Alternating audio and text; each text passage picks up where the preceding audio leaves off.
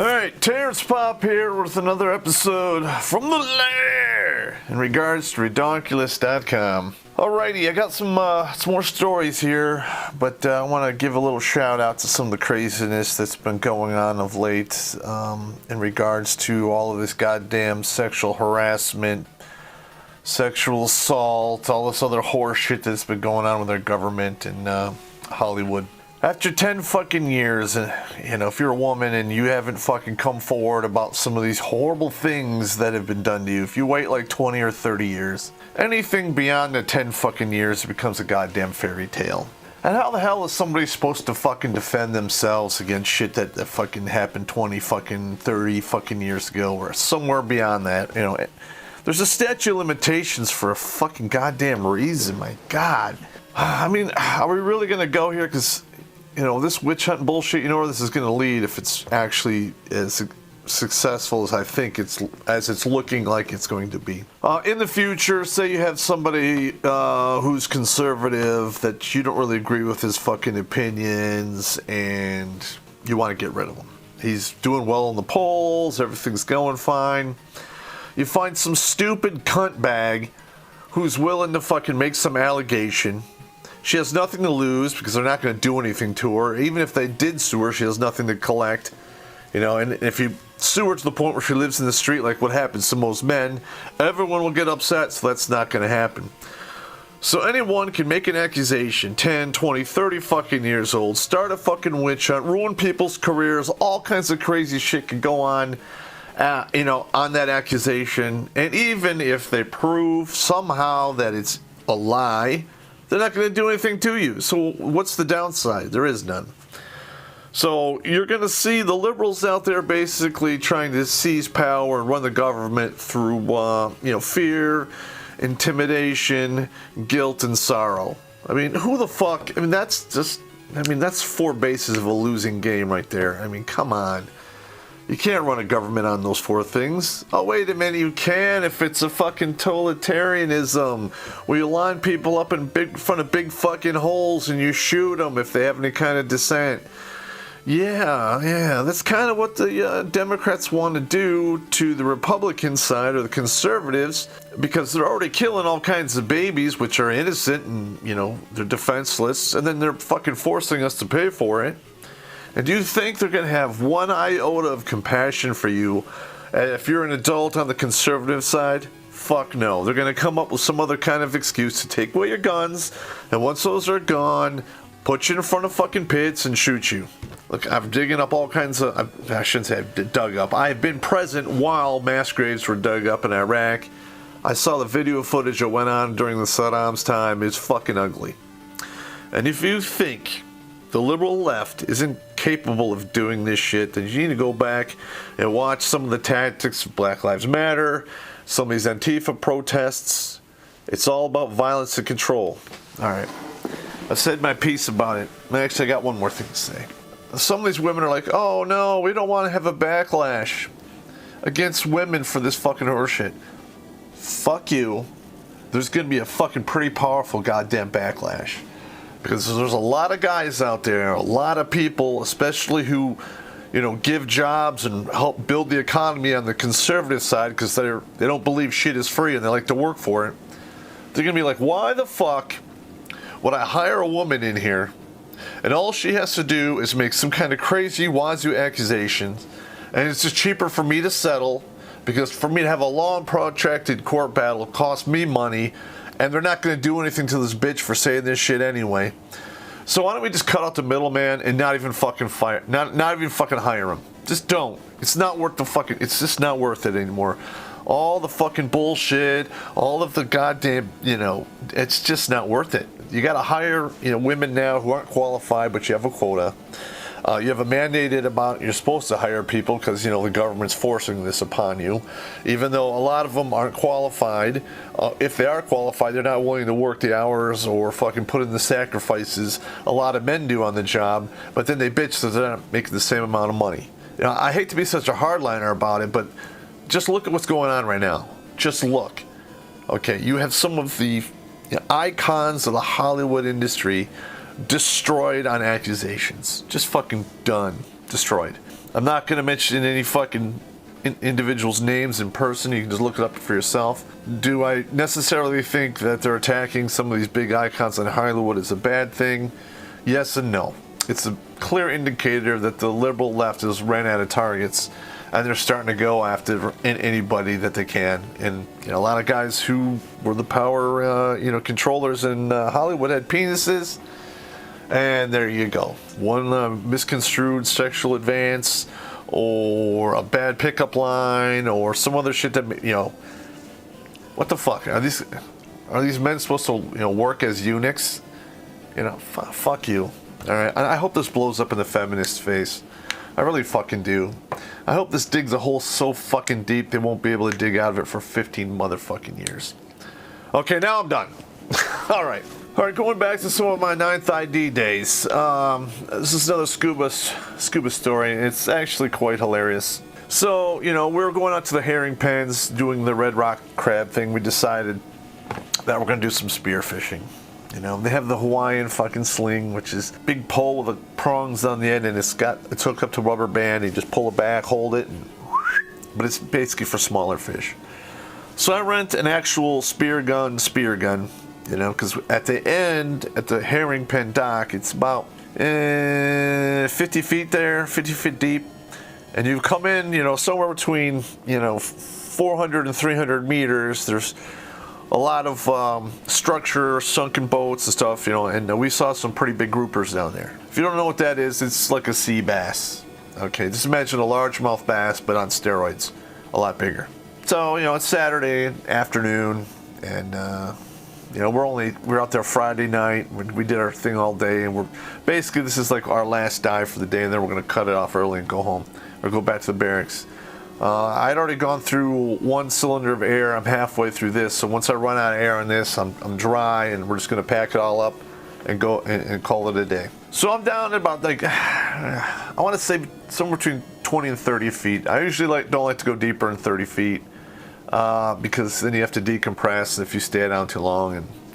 And I'm not a big fan of having bubbles growing in my bloodstream and fucking me up for life, or possibly killing me. So I'm down there, and I'm by a couple of poles that go down off of the pier into the mud. Lo and behold, this fucking grouper comes around, and it looked pretty fucking big. I mean, underwater things look bigger. All right, so it looked like it was the size of like a fireplace hearth. That's fucking pretty big. So I fucking raised the spear gun. Boom! I hit it like just 3 or 4 inches behind its eye and down about 5 or 6 more inches, right in. It's a solid hit right below the spine, just behind the head. There's no way this thing is shaking it off. So it's there's a spear gun and it's connected to a lanyard, and I'm like, oh, okay, the fish takes off. I'm like, okay, cool, he's gonna run out of gas anytime soon. No, that's not what happened. I'm like, what? And next thing you know, I'm following this fucking fish because this fish is fucking taking off, and I'm like, holy fuck. He's taking me down. I'm looking at the fucking depth gauge. I'm like, okay, 35 feet, 40 feet, 50, 60 feet, oh fuck, 70 feet, 80 feet. I'm like, I already made up my mind. If it takes me to 90 feet, I'm gonna let go of the spear gun, and then I bought it. Fuck it. I'm not going beyond 90. But somewhere between 80 and 90 feet, it starts, swimming in the big circles, which means it's, basically running out of oxygen. It's gassed out, and, it is what it is. So I reel it back in, I get up on it, it's flopping a little bit, and it's a pretty good sized fucking fish, okay? When I actually grabbed it, it wasn't as big as I thought it was, but it's still, a pretty significant sized fucking fish. It's well within the limits. So I surface. My buddy's like, Bob, what the fuck? And I'm pretty far out there now. I mean, that fish took me out about additional 300 meters away from the shore. So I'm, 5, 6, 7, I'm about 650 away from the shore. It's over a quarter mile swim back. And I have this fish, and I grab it by its gill, and I'm fucking swimming back, and it is bleeding all over the place. And I'm like, holy fuck, I'm gonna get tore up by a great white shark or some other shit, because there are fucking pretty big sharks out there in the Puget Sound, and I really don't want to fuck with them. and I am in prime get fucked up by shark territory, you know. Apparently the guys were with me. Ranger in the Sky brought me back. I came back to the fucking shore, gut it, we clean it, so we just have like the body, which, you know, without the head, it's about this big, okay? It is pretty big. It's all meat.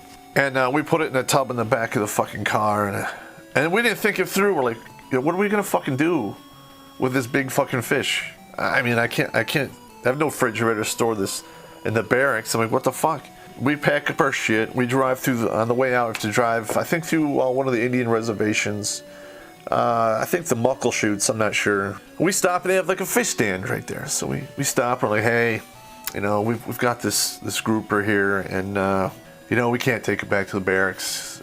You know, I just wonder if you guys want it. And they're like, the guy's like, fuck yeah, you know. So he calls all these people. They all come.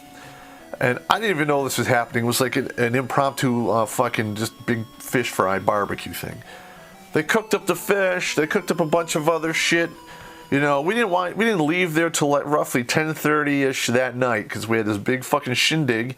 We ate all this fucking fish and whatever else they had, and it was fucking awesome. And let me tell you, that grouper, that shit tastes fucking good, man. It's really good. So if you ever get a chance, go spear fishing, go catch some of that shit, eat it. I'm not really a fish guy, but right out of the fucking ocean, you're eating, you know, those fish steaks are awesome.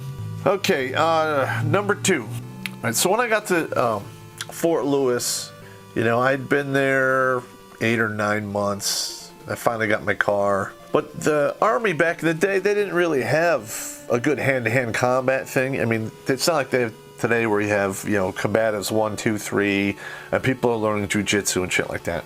Now, a one-on-one, you know, the jujitsu shit is probably some of the best shit you could learn. But in the real world, in the dynamic world, where rarely do just 2 people fight and nobody jumps in, are you going to be able to use that effectively? Now, you know, I'm not saying not to train in it. I mean, it's awesome. I've had my ass fucking worn out by a couple MMA guys on the ground. After it took them a while because I wrestled for 2 years, so you know they couldn't actually finish me right away. And by the time they could, you know, 20 to 40 minutes later, the cops would have been there 10 times over, or my buddies would have just kicked their fucking head in. You know, if it was like a situation outside a bar or something. But, you know, I recognize the fact that, you know, the hand-to-hand that we were learning is absolute garbage. It's just enough to get your ass fucking kicked. I'd taken martial arts, you know, in an indirect fashion from the age of about 16 till I left in the Army. So I decided that I was going to sign up for a karate school, but I was going to do it my way because I have absolutely no faith in the belt system. Katas are fucking bullshit. Okay, that shit doesn't teach you how to fight.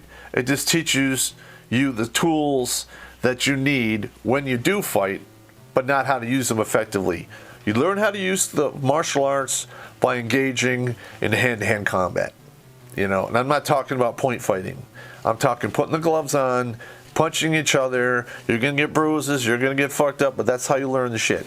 So, you know, back in the day, the Hilltop, which was basically the ghetto portion of Tacoma, Washington. In fact, the Rangers had a shootout with the Crips or Bloods there in that same year or a year later. Yeah, the Rangers did like a year and a half later when I was there. That's another story, we'll get to that. But you can actually look that up. It did happen. So, the guy I went to, it was a school of Ishinru, probably the best one I could find. Had a lot of students. His name was Sensei Robert Edwards. I don't know if he's still there or not. If he sees this, great. I mean, the guy was great. Taught me all kinds of cool shit.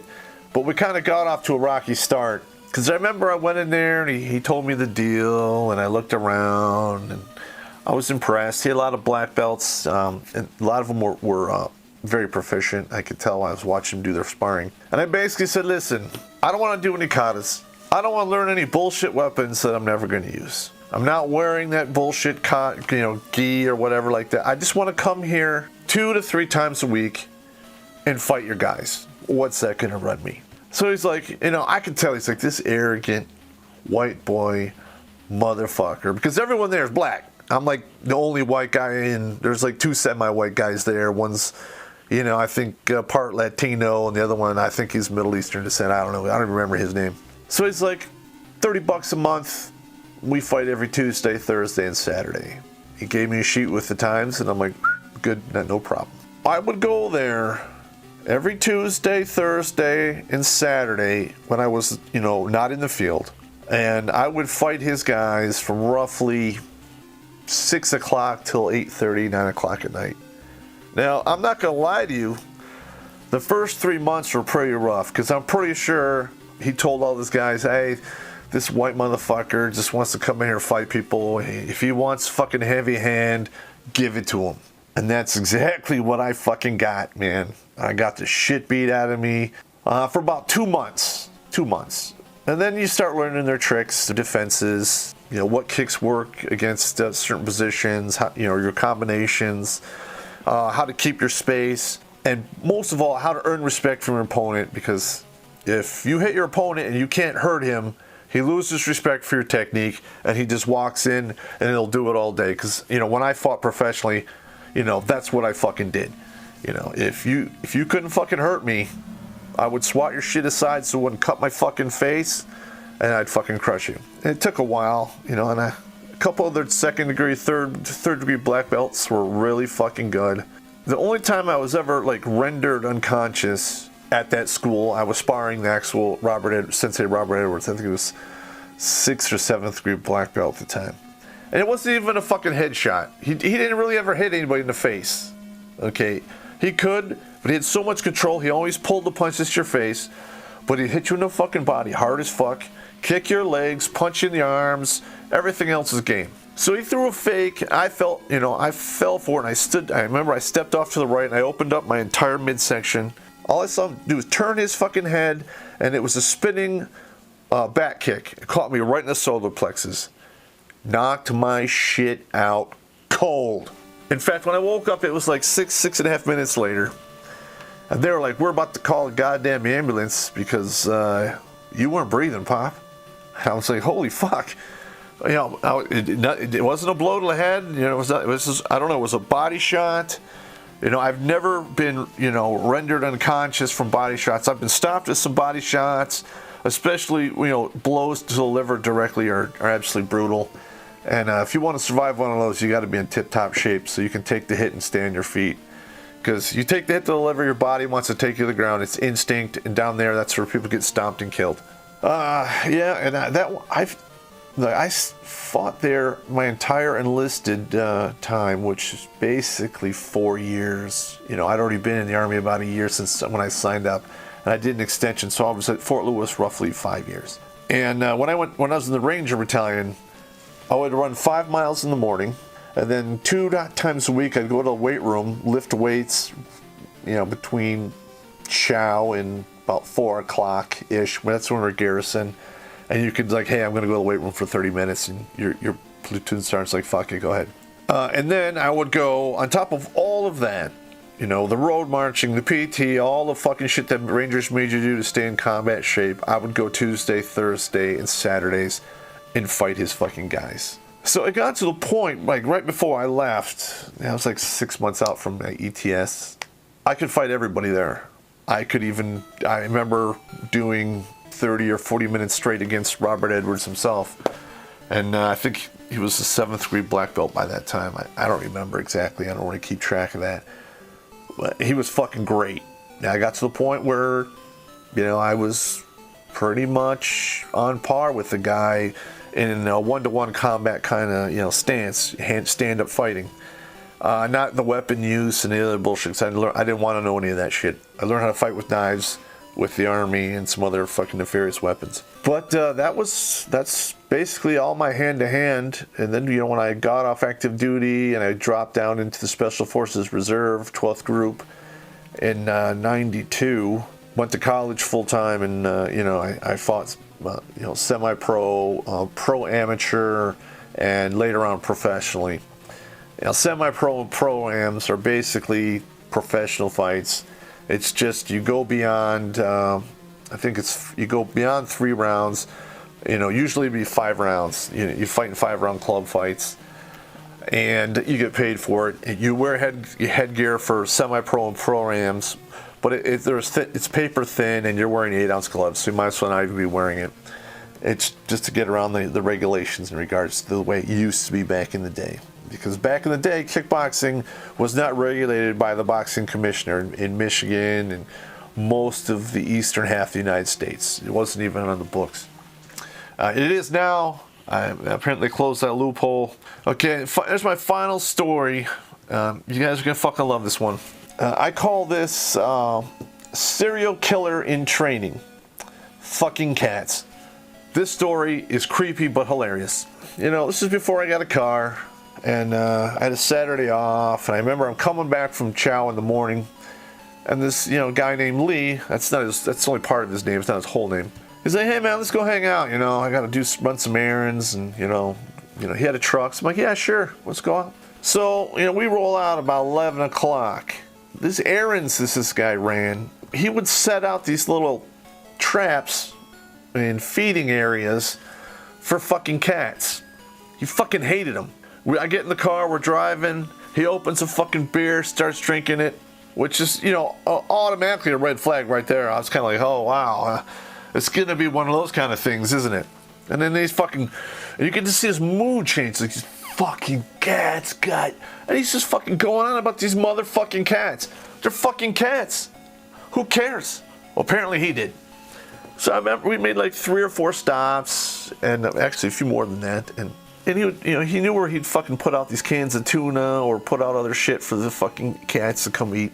And he had like this, 10-22, or it's a 22 Magnum bolt action rifle. It wasn't long. He saw the stock down, but he would fire what's known as a CB cap. I think it's got basically a primer charge. Fires the 22, quietly, subsonic, but you only got maybe 120 feet worth of range. That's about it. And he'd be out there, fucking cat, you sons of bitches. He'd pump like 2 into it. I'm looking over at the guy going, you're fucking creepy, bro. And the whole day I'm like, hey, let's go back to barracks. I got some shit to do. He's like, nah, we'll get back just soon enough. So, we finally head back onto Fort Lewis. He drives onto on-post housing, right? This is on-post housing. We are now in Fort Lewis. Okay, I'm freaked out. And I'm just like, what are you doing? He goes, I gotta check on something. So literally, we go down this one road. It's got like a roundabout at the end. We come back, and he stops, and he's like, and he says, there's that bitch. And I look over, I'm thinking he's talking about some chick.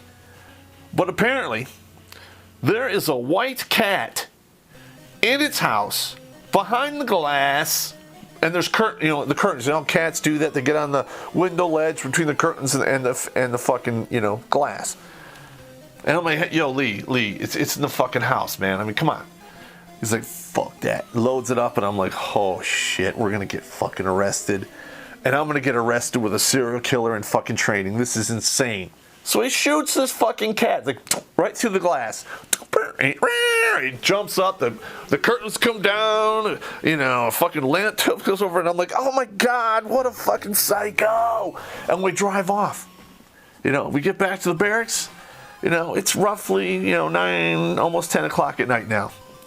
I'm like, oh, it's a great time. Yeah, you fucking psycho.